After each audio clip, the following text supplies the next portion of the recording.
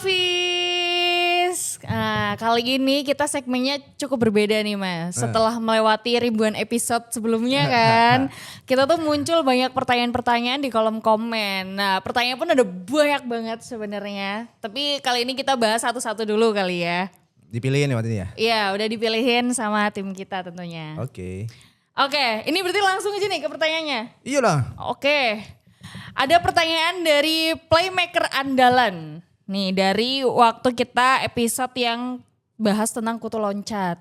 Kenapa kenaikan gaji antar jabatan di perusahaan tidak dibuat lebih seimbang agar tidak terjadi ketimpangan sosial? Itu dirimu nih yang bisa menjawab. Dulu aku juga melakukan ini. Dulu gap itu tipis banget ya. Sengaja untuk tidak ketimpangan sosial. Tapi setelah makin lama bisnis membesar, gap itu harus digedein. Okay. Loh sekarang misalnya Salsa ya udah kontribusi besar, udah kerja maksimal gitu ya, hasilnya powerful. Pas giliran dinaikin jabatannya, apresiasinya kok tipis banget gitu loh. Iya. Jadi otomatis nggak menarik buat dia, nambah beban iya, gaji naik dikit, yang ada kan begitu jadi loh. Sehingga motivasi mereka untuk extraordinary di jabatan itu kayak ya ngapain gua ekstrim lagi gitu. Bener sih. Ngapain kayak naik jabatan tanggung jawabnya gede gajinya kecil kan? Bukan gajinya kecil. Ya gaji sama aja lah. Tipis gitu. lah gitu Iya. ya. Tipis. Sehingga itu menurutku aku sendiri menganggap itu gak proper ya. Sekarang aku misalnya staff gitu ya.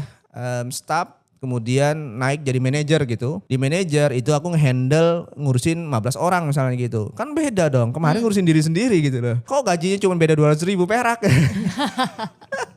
Agak PR ya. Iya. Tapi nih buat Kak Playmaker Andalan, kita juga sebelumnya kita ada tag podcast juga ya terkait pembahasan tentang gaji karyawan yang dia perform dan tidak perform. Nah mungkin bisa nonton di link berikut. Nanti linknya aku taruh di atas. Gitu. Dari dirimu ada teman lagi gak? Enggak sih, intinya ya teman-teman ya kalau misalnya merasa itu di lapangan ketimpangan sosial, tapi kayaknya kebalik deh. Banyak banget meme video lucu-lucu itu yang anak magang katanya minumnya kopi yang mahal-mahal. Yeah. Sampai level manajer akhirnya merek tertentu itu yang sasetan gitu kan. Good day gitu ya. Kadang-kadang yang dibawa berharap pengen ya sorry ya flexing gitu kan. Pengen tampak kemana-mana. Yang atas malah pengen menurunkan gaya hidupnya. Modelnya gitu sih. Next, ini pertanyaan dari PewDiePie. Nah, kita lagi bahas tentang side hustle waktu itu, Mas. Jadi menurut Masnya, apa yang paling relevan sekarang dengan area yang bisa selesai dengan AI atau pekerjaan yang bisa selesai dengan AI untuk orang yang tadinya expert generalis lalu hybrid kompetensi lalu next levelnya apa? Nah, ini pertanyaannya belum terjadi ya sekarang ya. Untuk konteks next levelnya apa lagi gitu ya. Tapi kalau misalnya aku ngasih pandangan begini. Indonesia itu negara yang adopsi AI, misal kita ngomong token ya. Cloud itu baru aja munculin statistik kalau nggak salah. Nomor 1 itu sebentar aku mah lupa. Negara Amerika kalau nggak salah Amerika. Nomor 2 Singapura kalau nggak salah. Semoga aku nggak salah nih angkanya. Tapi Indonesia tuh nggak masuk list. Nah pertanyaannya bukan mengenai oke lah negara Amerika, Cina dan kamu gede-gede ya gitu ya misalnya pakai AI wajar. Tapi Indonesia tuh bukan negara kecil. Sangat gede sekali tapi adopsi pemanfaatannya kurang. Sehingga bisa dikatakan demikian. Singapura itu berapa sih penduduknya gitu ya. Kecil sekali tapi ya. Penggunaan tokennya itu sangat kencang banget. Nah nanti ada bukan pertemuan ya. Ada isu nanti ketemu bilang kan AI nanti ngajarin orang bikin brand kognitifnya turun dan segala macam. Nah ini bedanya. Setauku yang di Singapura itu contoh misalnya dimasukin di pendidikan kecil gitu ya. AI itu bukan tiba-tiba ditanya Indonesia merdeka tahun berapa gitu ya. Bukan. Buat ngerjain PR gitu ya. Bukan. Walaupun anakku sekarang juga lakukan itu gitu kan. Ada soal dipoto sama dia. Taruh di Gemini. Hasilnya jawab. Ini aku lagi pusing juga nih untuk mengarahkan dia untuk tidak melakukan itu gitu kan. Nah tapi enggak. Misalnya dia muncul gambar. Dikasih gambar. Ini contoh paling sederhana ya. Gambar. Nah si anak ini, siswa ini disuruh bikin prompt. Oke. Anggap kita di Gemini misalnya gitu ya, bikin prompt untuk mengeluarkan hasil yang identik dengan gambar yang dia lihat ini. Oke. Oke. Beda ya cara Ha-ha. belajarnya ya. Dia membangun pertanyaan, membangun kontekstual di sana. Nah persis ketika kalau kita hari ini misalnya berkatakan, nanti kompetisinya gimana? AI sudah banyak mereplace kita gitu ya, anggap ya di beberapa segmen. Yang kita quote kan adalah kontekstual, konseptual dan kontekstualnya. Gimana caranya pertanyaan itu menjadi powerful. Orang yang pintar pakai AI dengan benar, jenius jadinya. Aku nggak tahu teman-teman kalau misalnya pakai AI gitu ya, kita ngomong generatif AI aja dulu ya. Instruksi yang kalian buat seberapa panjang sih? Aku nanya, seberapa panjang sih? Instruksi itu biar Nggak kita panjang. si agentnya itu tahu kita gitu ya. Misalnya kita bikin di cloud itu ada coworks namanya, teman kerja lah ya. Teman kerja ini kita bisa kasih instruksi. Dia tugasnya ngapain aja. Berapa banyak kamu mengasih ininya instruksinya? Paling kayak 3 baris. 3 baris ya. Aku minimal 2 sampai 3 halaman. Wow, kadang aja kayak masih sempat berantem sama AI itu. Bukan ini maksudnya gitu. Jadi dia harus diajarin kontekstualnya. Kamu boleh lakukan ini, konteksnya begini, outcome yang ku inginkan begini. Itu panjang sekali. Sampai akhirnya aku merasa aku punya asisten level profesor di Dahan sekarang. Aku pakai AI tiap hari, ilmu tiap hari. Mas, tapi kadang tuh aku tuh awal-awal tuh kayak agak skeptis. Kok ada ya kerjaan sebagai prompter AI gitu? Hari ini sebenarnya nggak butuh sih prompter sebenarnya. Kalau jadi Kayak AI spesialis gitu. ini masalah konteks sih. Konteks kalau kita tahu kita maunya apa, ya ngasih instruksi, ngasih prompt pasti akan powerful. Problemnya kita kadang-kadang nggak kurang dalam aja nanyanya. Akhirnya ya AI jadi halusinasi jawabannya nggak maksimal. Habis itu sudah dapat dari AI di generate di copy paste aja udah langsung seketika. Bener Kan sih. kita harus periksa juga, kita harus liatin jawabannya sesuai apa enggak. Nah kalau misalnya next apa, ya nggak ada pilihan. Hari ini harus pakai AI itu udah pasti, nggak ada opsi. Teman-teman harus pakai AI, manfaatkan fitur yang sudah ada. Mau expert selalu hybrid kompetisi pun, ya hybrid kompetisi akan di scale lagi oleh AI hari ini. Belum kita bicara nanti kuantum komputer ya. Ya itu ekstrim lah menurutku sih. Kalau sudah itu memang terjadi, maksudnya secara masif gitu ya. Kita mungkin sisanya yang kayak kemarin aku bilang, ya harus punya skill survival mode itu.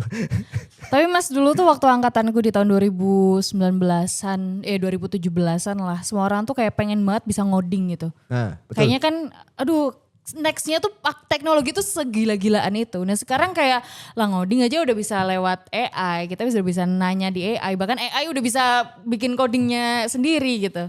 Temanku tadi barusan WA. Dia mau ke kantor juga mau meeting sama dia. Dia bukan backgroundnya programmer ya. Bikin aplikasi dia. Oh my god. Itu sih. Terus dulu kayaknya buat tim programmer gitu tuh kayak masih jarang kan. Jarang, betul. Sekarang tuh kayak wah banyak banget. Iyalah, hari ini bikin dashboard, bikin apa mudah. Nah untuk yang bergerak di bidang teknologi tuh dirimu menyarankan ngambil di sisi mananya gitu? Business acumen, kalau misalnya bahasa sederhana apa ya. Lu kalau ngoding nggak ngerti proses bisnisnya gitu ya. Atau nggak ngerti arahnya mau kemana, hampa nanti. Even kamu pakai AI sekalipun. Kalau cuman hanya goalsnya outcome, hasil data, extract data itu biasa. Tapi orang-orang yang jago ngoding, dibantu AI lagi, di asisten AI yang paham ngerti bisnisnya, yang mau dibangun, endingnya apa, outcome-nya seperti apa, itu akan jauh lebih powerful. Oke. Jadi kalau ditanya sekarang, kenapa aku bilang hybrid kompetensi kemarin, kompetensi itu. Karena kalau misalnya lu cuman hanya mampu ngoding, gitu ya. AI udah bisa replace dirimu. Walaupun bukan 100% ya, tapi udah bisa nge-replace dirimu. Nah kamu memperkuatnya adalah kemampuan bisnisnya. Ngerti apa yang lagi dibangun, ngerti ekspektasi customernya dan segala macam. Pertanyaan selanjutnya. Ini pertanyaan dari Rukia Matani yang sebelumnya kita bahas tentang saya yang tidak bisa menabung sampai sekarang. Nah, pertanyaannya dia adalah saya lebih memilih langsung membeli barang daripada menabung uang terlebih dahulu. Ini lebih ke statement, tapi aku pun merasakan hal itu juga. Jadi aku hanya bisa menabung ketika goalsku membeli barang. Aku harus ngasih nasihat orang tua ya kalau ini ya. Ini kata-katanya Ustadz yang kau kompilasi ya. Kau kompilasi muncul statement begini. Basicnya manusia itu netral. Basicnya manusia itu netral. Lu lahir nggak ngerti apa-apa kan? Betul. Benar ya? Walaupun sudah dikasih beberapa skill seperti butuh haus, nyusu gitu ya.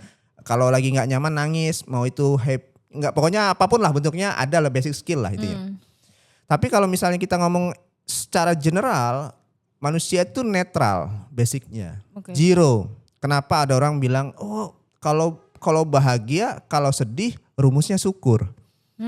Benar ya? Betul. Kalau lagi bahagia atau lagi bersedih sekalipun tetap bersyukur dan sabar. Iya enggak? Karena itu sebenarnya lagi nurunkan intensitas kita yang tadi pengen beli barang, pengen apa, itu biar netral. Bahasa kerennya adalah ekspektasimu turunkan, maklumnya tambahin. Sehingga nanti akan ketemulah di garis tengah. Oke. Kenapa aku bilang di episode sebelumnya, pengeluaranku dalam sebulan dari total incomeku selama setahun dari gaji dan kawan-kawan dividen gitu, aku hanya menggunakan kurang dari 20%. Oke, karena income-mu juga gede mas. Oh, jangan salah. Nafsu orang kalau punya duit, kalian yang iya nggak punya duit aja nafsunya berlebihan. Jangan salah, orang kalau yang punya duit juga nafsunya gede. Pengen beli rumah baru, pengen ganti mobil yang Eropa MM-an gitu ya. Pengen punya villa, pengen punya, semua dipengenin. Nanti ada teman lagi bikin kopi shop juga, itu sama nafsunya.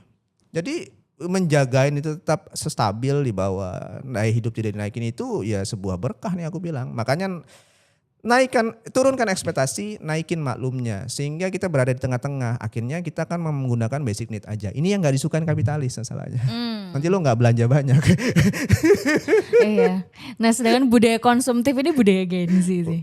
Kita tuh kayak konsumtif mampus gitu. Kayaknya orang dari dulu juga konsumtif. Indonesia kan memang negara konsumsi. Iya betul. Cuma kayak aku tuh ngerasanya kalau dirimu kayak 20% menggunakan 20% dari total income kan mas. Aku 99 kayaknya.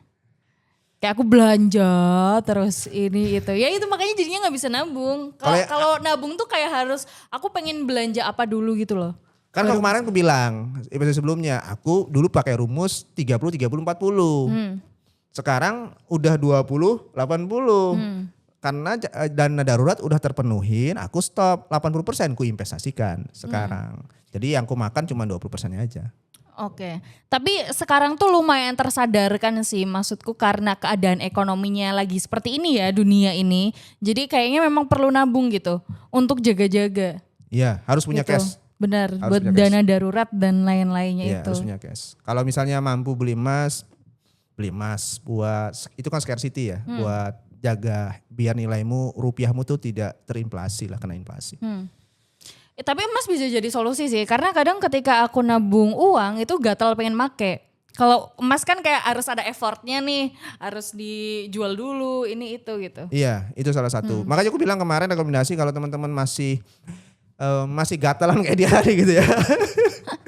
Bikin 2 rekening lah minimal. 1 buat rekening jatahmu untuk jajan, belanja dan kawan-kawan, 1 buat saving. Benar. Jadi biar terkontrol. Dipaksa, memang gak ada pilihan, harus dipaksa. Daripada nanti menyesal di masa akan datang. Wih, sedih banget. Mumpung masih muda ya, tabung. Ingat jatah gagal ya, 20-30 ya.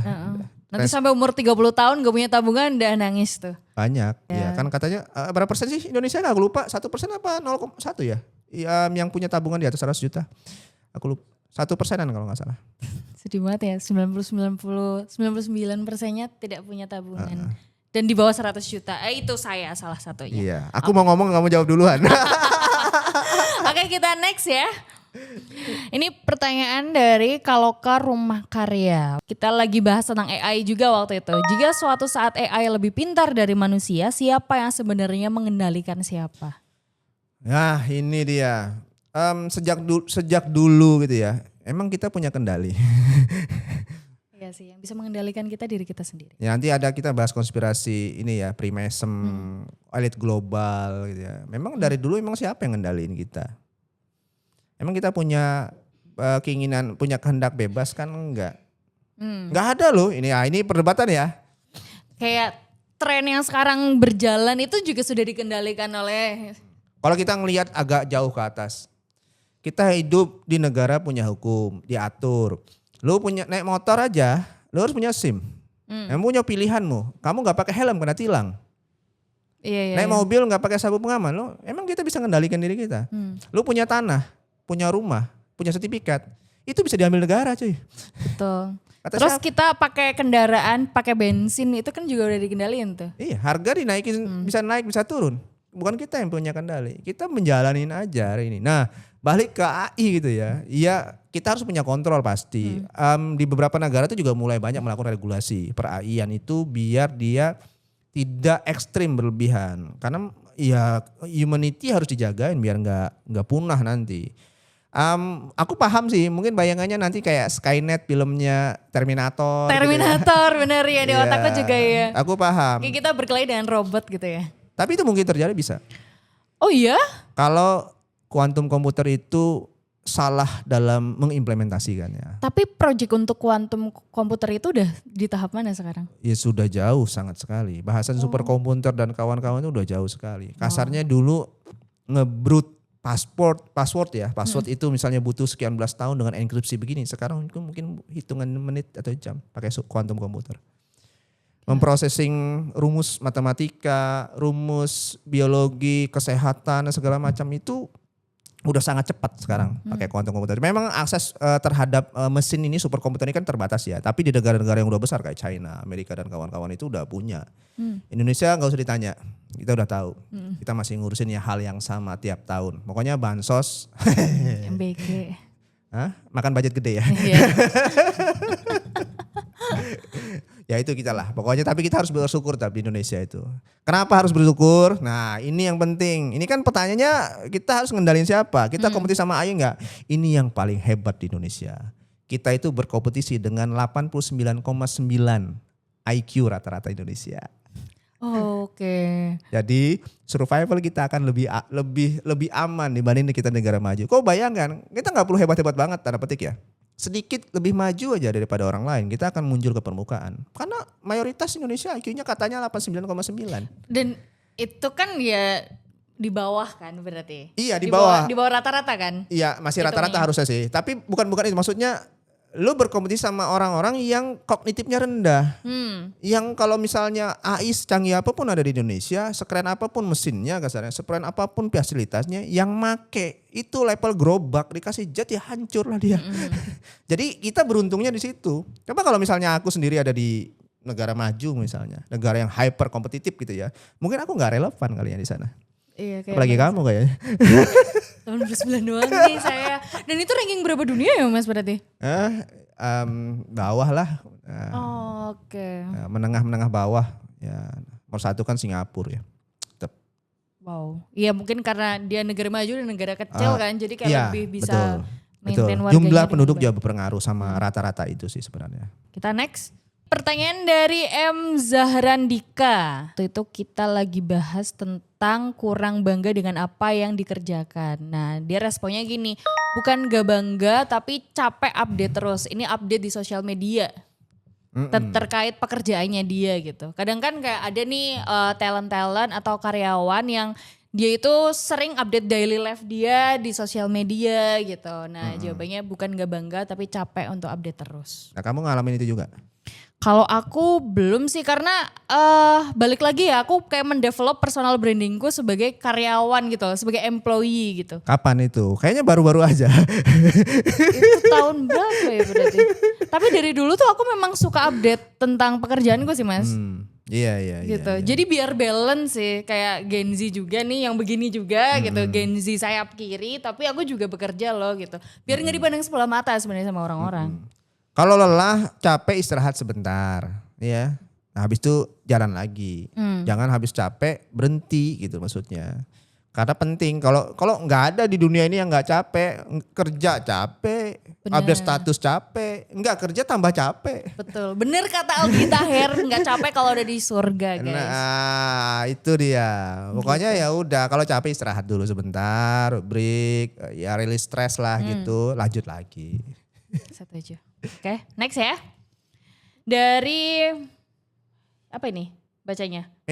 Machine 29. Kita lagi bahas terkait bisnis di momen yang tepat. Nah waktu itu kita lagi bahas tentang lapangan padel Mas. Nah, Terus ada request nih bahas tentang bisnis toko bangunan dong di era sekarang gitu. oke.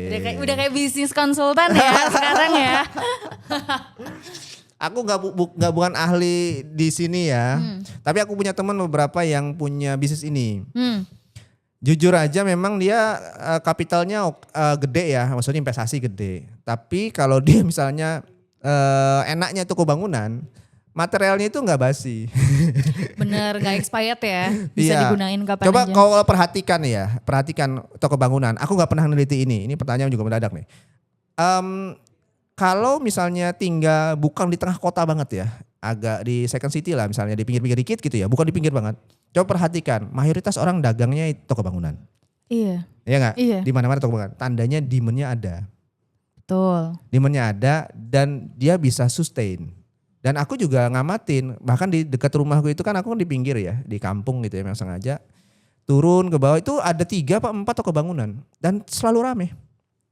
Wow. Padahal kayak zaman sekarang in this economy era gitu ya, orang-orang tetap bangun rumah kah? Kan kebutuhannya bukan cuma harus bangun rumah, renovasi kan selalu akan dilakukan. Oh, Lo butuh oke. paku tetap, butuh amplas, butuh cat kecil. Oh iya iya. Karena renovasi rumah itu liability, rumah kan biaya, beban. Lo punya rumah, lo harus maintain. Betul. Lo gak bisa lo tiba-tiba rumah dibiarkan 20 tahun gitu-gitu aja. Ya, kayak hubungan ya selalu di maintain. Kalau Izin. ditanyain, apalagi misalnya dia bisa nyetok besi banyak. Besi itu hampir tiap tahun bukan naik harga, ganti harga ya. Jadi kalau dia punya stok hari ini misalnya beli nih, tahun depan ada gejolak bla bla bla bla bla itu, besi itu naiknya bisa 2 kali lipat segala macam. Ya Oke. lo akan kayak punya material yang harga keuntungannya 2 kali lipat. Itu terjadi. Nah, temenku salah satunya di situ juga. Oh, oke. Jadi bisa aja kayak dia nyetok terus habis itu harganya menyesuaikan harga sekarang nih gitu. Kalau sekarang iya. Terus apa lagi coba? Makan itu nggak bisa dihindarin. Rumah itu banyak. Kita nggak cuma rumah ya, rumah tinggal maksudnya gitu ya. Otomatis selalu ada demand-nya, nggak akan habis. Memang nggak orang bilang makanan nggak kemana habis, tapi kan makanannya kan nggak tergantung ya. Orang banyak kok F&B itu tutup kan, karena Benar. memang belum tentu cocok sama marketnya. Tapi nih toko bangunan, emang ada yang cocok market apa enggak? Enggak. Karena toko bangunan itu kan nge-resell lah, anggap gitu ya. Dia nggak bikin produk. Dia kan produk orang dijual kembali. Sehingga mereknya selama merek X misalnya itu adalah yang cocok, ya udah merek itu kan dibeli dimanapun tokonya. Sehingga competitiveness itu cuman hanya murni di selisih harga sama jarak antara lo beli dengan tempat tokonya.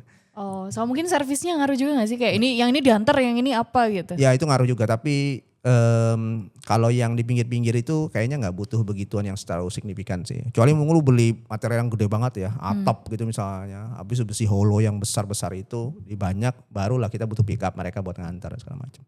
Oh, oke. Aku juga jujur pengen punya sih. Oke, berarti masih relevan ya toko bangunan ya. Aku nggak rekomendasi ya. Oke, baik. Tapi oke, barangkali dari Mas siapa? Kak siapa nih? Mesin 29 mau buka toko bangunan, yang penting ya di-prepare-kan terus bisnis flow-nya seperti apa gitu-gitu kan. Oke, next. Oh, ternyata sudah habis. Nah, asik ya berarti. Iya. Nanti kita akan ada episode lagi tentunya buat bahas pertanyaan-pertanyaan ini karena masih ada ribuan pertanyaan, Mas. Gitu. Kita bahas di next episode ya berarti kalau Ya. kayak gitu. Oke, baik teman-teman, terima kasih. Jangan lupa like, komen dan Subscribe. bye-bye.